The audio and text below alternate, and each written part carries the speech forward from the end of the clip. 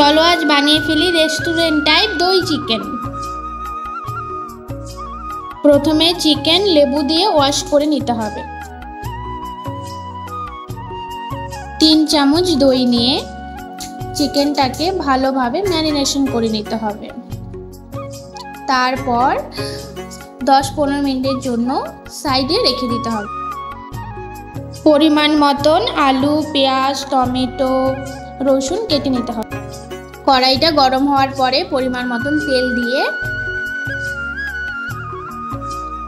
তেল গরম হয়ে যাওয়ার পরে আলুটাকে ভালোভাবে ফ্রাই করে নিতে হবে যতক্ষণ না অবধি ব্রাউন কালার হচ্ছে।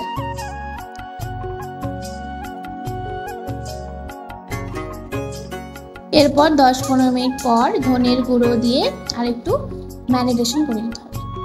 আবার ওই তেলে পেঁয়াজ কুচিগুলোকে দিয়ে দিতে হবে। পরিমাণ মতন টমেটো কুচি দিয়ে ভালোভাবে নাড়িয়ে নিতে হবে।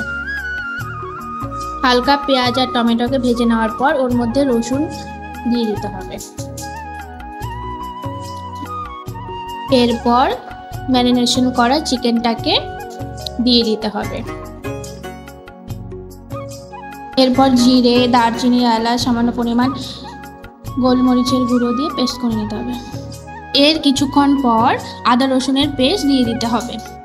এরপর স্বাদ মতন নুন দিয়ে দিতে হবে।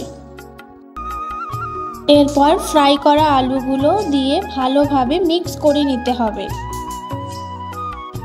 ভালো করে কষিয়ে নেওয়ার পর পরিমাণ মতন জল দিয়ে দিতে হবে।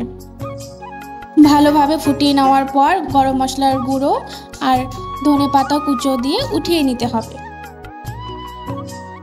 এরপর পরিবেশন করুন গরম গরম দই চিকেন।